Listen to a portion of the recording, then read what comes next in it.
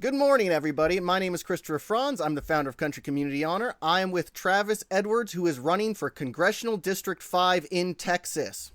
Introduce yourself, Travis. Tell people why you're running and what you want to see changed.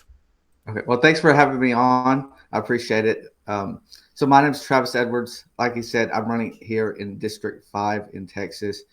And I'm running because I'm tired of standing on the sidelines and watching all the big money influence in Congress.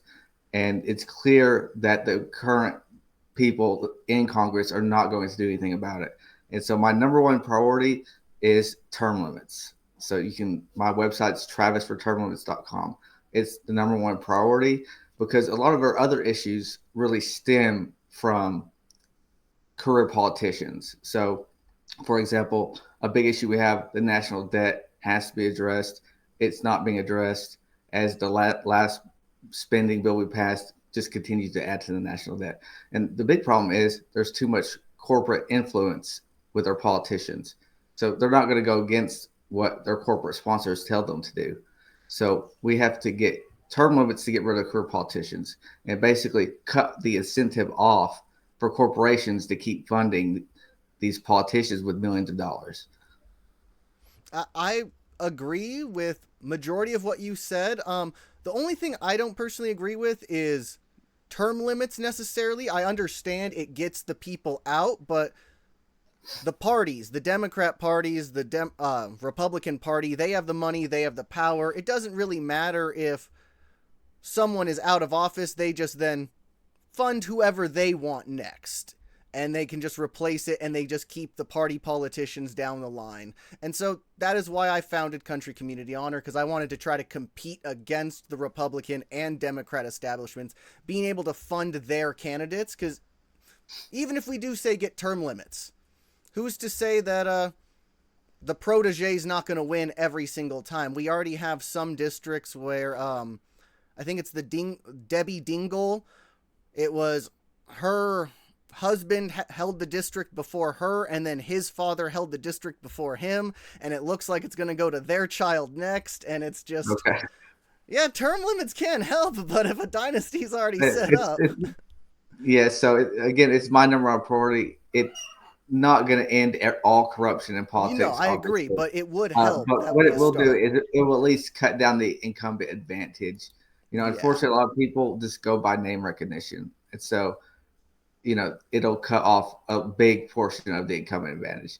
Now, also to go along with term limits, we probably need to look at campaign finance reform, how we're funding our, our campaigns.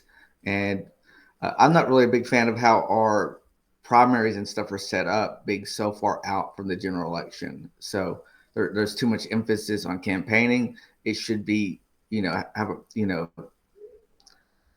uh, be able to announce, have a short period before the primaries, have the primaries, and then a short time later have the general election. There's just too much of a gap where all this campaigning is taking place. Well, especially for members of the House where they only have 2-year terms, they spend at least a full year just campaigning.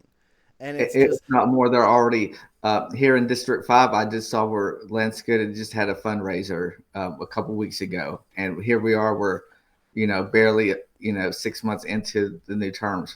So it's yeah. just a constant cycle of campaigning. It really is. But so many Americans, they don't really care. They get checked out, and the incumbent just wins because, well, I recognize the name. They've been flashing their money around for the last 2 years. Like, oh, okay.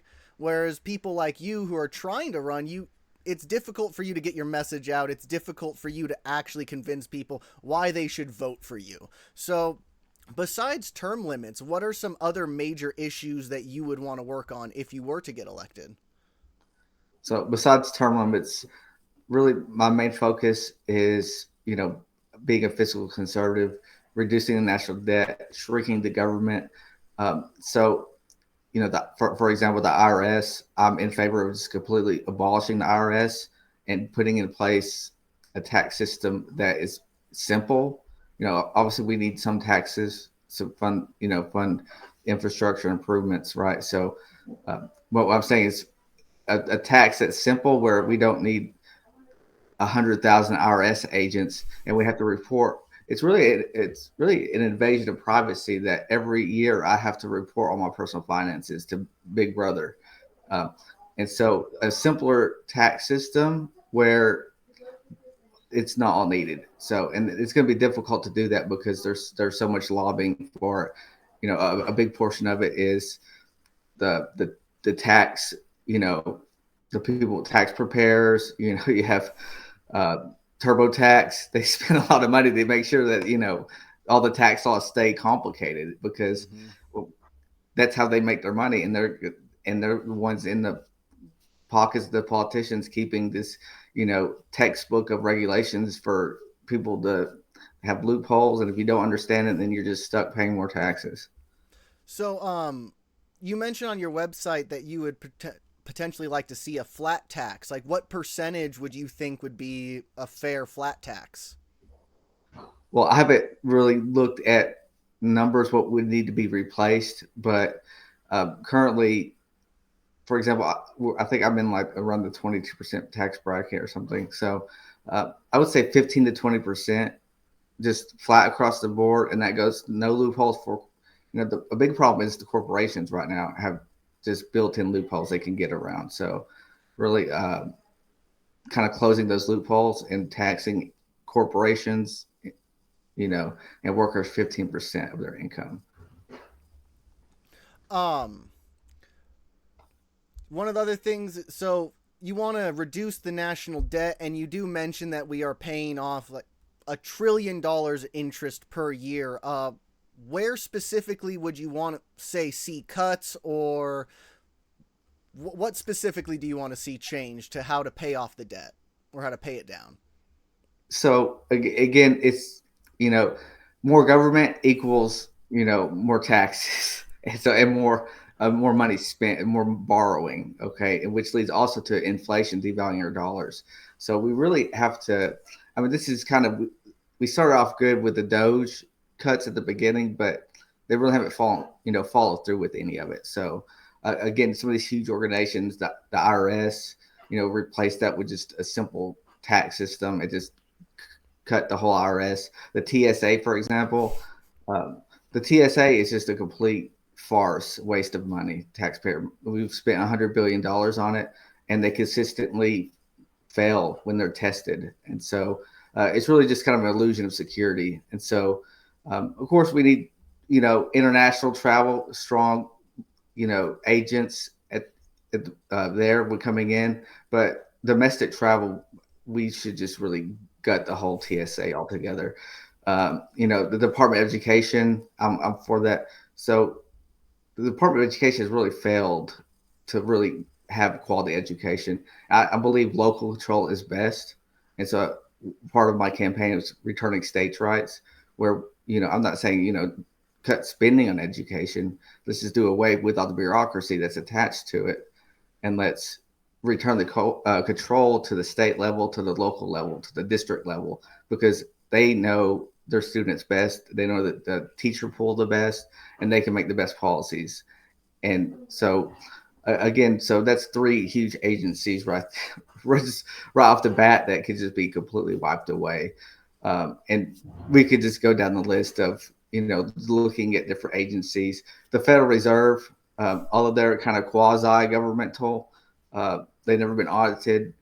I'm an economist, so I understand why we have the Federal Reserve, but I think that we don't need this shadow organization running our economy. Basically, again, that won't help with the budget because they kind of really operate outside the government budget. But so those are kind of the main things. Just really looking at some of these big organizations and cutting back. One of the issues a lot of people seem to have is the games that our politicians play. Like, the Democrat or the Republican can't support either one, or need to try to force my way over, upon you or whatnot. What are your thoughts right now currently on Texas supposedly trying to redistrict before the 2026 election? Like, Like, do you So support it? Or are you against it? Like, if California tries to redistrict, like, what are your I, thoughts? I think it's I understand why the Republicans are doing this. Kind of have to walk a fine line though, because my only concern being a Republican is to stretch things too thin, and then they'll shoot themselves in the foot basically, because we don't really know. There's been such demographic change in the last 5 years. With I, I I think that they may be making a mistake if they draw the boundaries too thin, Mm. and so do I think that they should be able to redistrict? General, I mean, it's completely within legal limits currently. That all this Democrats leaving, Republicans starting, a lot of it's just, and the same with our past whole session in Texas. It's just been political theater, and so these people will, have all this drama, and then they'll eventually come back, vote, and then they'll go have drinks together afterwards down in Austin. So they'll put on this big show for the TV, and then behind closed doors, they're all going to the same party. I'm just kind of if Texas does redistrict, how would that affect who you're running against? Like, all of a sudden, would you be running against some other candidate, like for Yeah, District I've 37? actually looked because I'm very curious. District 5 is actually one of the districts that will be changed, not Mm. dramatically, but what they're doing is Wood County, which is northeast of the district, and Upshur County, parts of it are being completely taken off, and they're adding Anderson County, Mm. which is south of District 5, and is a completely different district right now. So they're in Mm. Congressional District 6.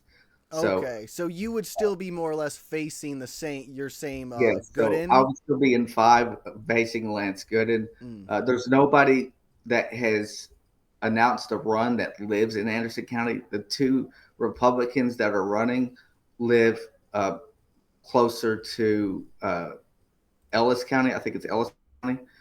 They're more like South Dallas. Both the Republicans running there currently.